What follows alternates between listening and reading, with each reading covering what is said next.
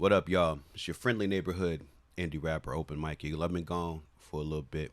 I was busy making my own music. Me and my crew, Previous Industries. We just put out an EP called Evergreen Plaza. Asked for help either. I thought he'd age like Joe Weider. My waters rise like a high fever. There'll be a link in the below so you can check it out. And please do, because remember, Spotify doesn't think I deserve a living wage with 100,000 monthly listeners. But I'm back. Been seeing the discourse, and I gotta admit, some of the discourse I've seen has been pretty bizarre, pretty disappointing. Now, mind you, let me reintroduce myself. I am Unc.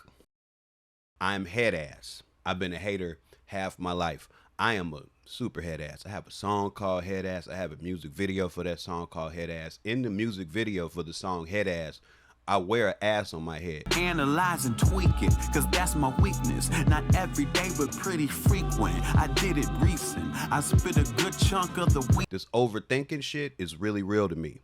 I'm not new to this. I'm true to this. I've been hating half my life. Overthinking, considering, asking questions half my life. And guess what?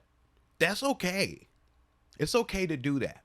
And I'm glad they made a slur for us head asses. I'm glad they made a slur for us people who overthink. Now though, we need a slur for people who lose their minds when everybody or anybody asks a question about something and they don't agree with it. Anybody who gets very upset when someone presents a contradictory idea or feeling, or hate the fact that anybody would want to investigate anything. We need a term for y'all. We need a term for whatever the opposite of a head ass is. I don't know if it's a foot chest or whatever. Y'all should put that in the comments if you have an answer for what the opposite of a head ass is that YouTube moderation will actually let you put in the comment section. That was the problem. I came up with foot chest because every other possibility I came up with would not fly for monetization purposes. But anyway, we need a slur for people who can't stand it when people try to investigate or think things through. Like, for real, if you're upset that somebody has a question and you're upset about the question because the question is about your fave, that's weird. It's weird. If you can't stand a question about who you like a lot, that's real weird. Okay?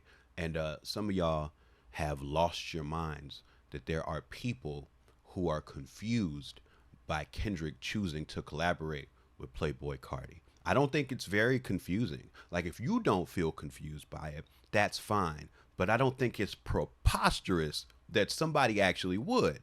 I'm not saying it's wrong. I'm not saying he's a hypocrite. I'm just looking at it, and based on a bunch of the stuff he said in music and in interviews over the last year, if I look at him pairing with an artist like Cardi, who has allegations of being a deadbeat dad, allegations of domestic abuse, I think it's fair to say, hey, that's weird, right? And so, like, okay, let's say he collabed with R. Kelly. Would that be weird? What if he collabed with Diddy? What if he collabed with Harvey Weinstein? Would that be weird? Would it be okay to say it's weird then? And I'm not equating anything Cardi has allegedly done with any of those other people. I'm just trying to figure out if there's a line. I'm trying to figure out if anything matters. I'm trying to figure out where it starts to be okay to investigate whether or not there's any consistency happening with any of this messaging. I just feel like it should be okay to say, hey, that's odd, without people's heads exploding and blood popping out of their necks. But I am starting to understand that a lot of people who come to these spaces, they're not coming for actual discourse. They're just coming to hear somebody validate what they already think. I do understand that now. I understand it in the face of hearing things that some people don't agree with. They're not actually going to listen to it, investigate it. They're going to, in some cases, dismiss it as fake outright, as if nobody could feel any other way than how they feel, which is mad weird. And ultimately, I think there's a very big lesson in the culture for this if, as the people who consider ourselves thoughtful people in the culture, are willing to engage with it. And I think that lesson is that this moral shit is not a game.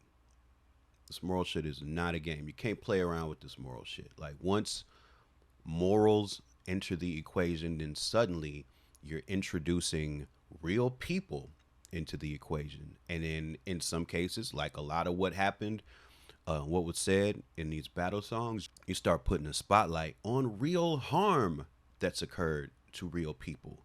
You start talking about people's wives, domestic partners, children, various crimes that may have happened with these people.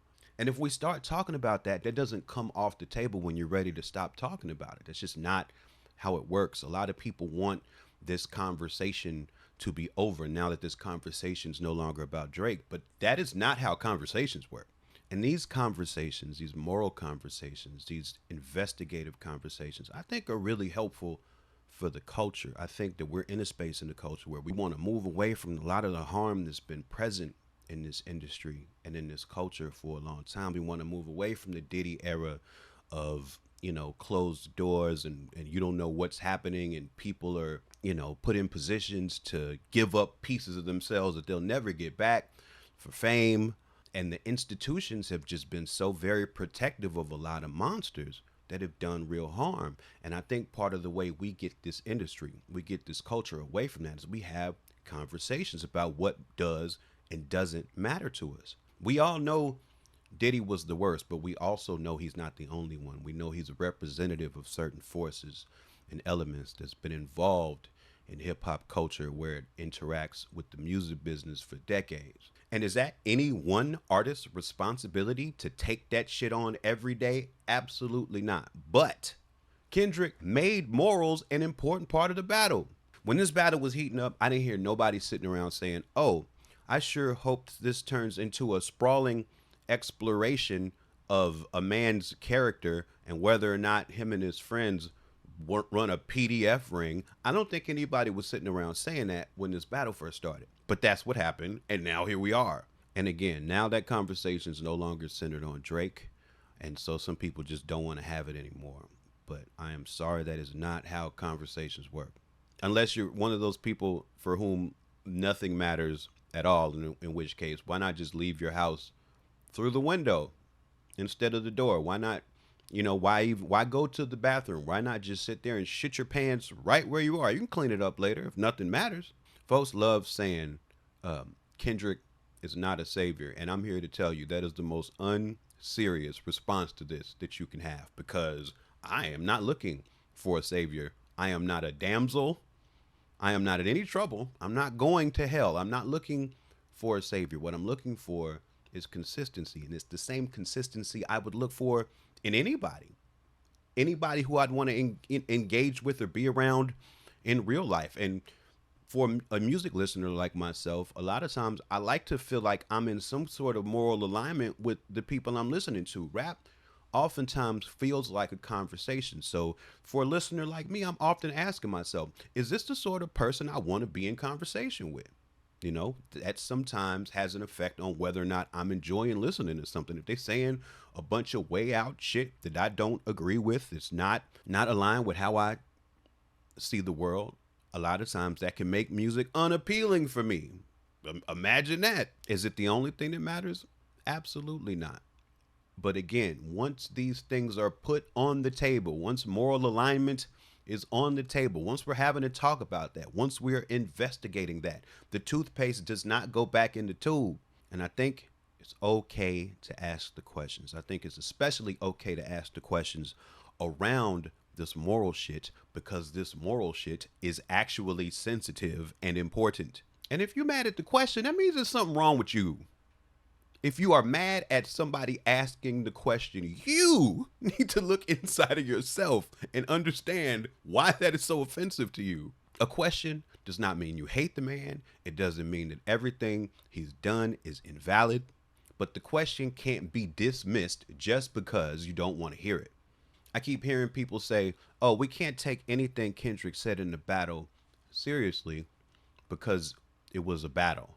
Now, in this battle, a bunch of real people, like I said, a bunch of real human beings were dragged through the mud.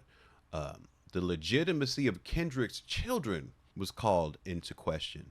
So by the same logic some of y'all are using, we should expect to see Drake and Dave Free hanging out in a Raptors game sharing popcorn and having a laugh because nothing that was said in the battle matters, right? Folks love saying Kendrick is not perfect. Exactly. And you know what that means? You know what people who are not perfect do? Is they make mistakes. So that's Kendrick telling you that sometimes he makes mistakes. And if somebody's telling you that they make mistakes, it might mean that you might watch them make a mistake in real time. If somebody tells you that I'm going to make a mistake sometimes, is it so crazy to look at something they just did and ask the question, hey, is that one of those mistakes he said he might make every now and then? I don't think that's crazy. And if you think he can't make a mistake, especially after he told you he's not perfect and he's going to make mistakes, then that's real weird. That is very weird. It's okay to question your favorite. It doesn't mean that's not your favorite anymore. My favorite rapper of all time was MF Doom. He made the best rap music ever, in my opinion. He also scammed a bunch of people out of a bunch of money, did a bunch of weird shit with his friends in terms of, ghosting, bad communication, just not being the greatest guy. And he has said some homophobic stuff in his raps. It happened. I can't deny it. I don't like it. Those certainly aren't my favorite songs, but that is stuff that he has said that I have to deal with. I have to be able to hold space for the fact that I really enjoyed his music and I didn't agree with every part of what he did. We can criticize our favorites. We can investigate. We can ask questions about it. And in Doom's case, it's even harder to do because the man's passed away. Like, I don't want to sit here and kick dirt on that man's name. I'm just trying to say that we have to make it okay to be able to ask questions and investigate and analyze all the parts of a person's legacy. This is a safe space for head asses. This is a safe space for head ass and head assery and haters. You are welcome here, okay? Like I said, I've been hating half my life. I've been asking questions half my life. I was asking questions about Biggie and about Pop and about Nas and about Eminem, anybody, Jay-Z. Okay, I'm a vet at this shit. I love it. I love asking questions. And I'll fucking do it again. Like and subscribe, homie, friend. It's free. Stop playing.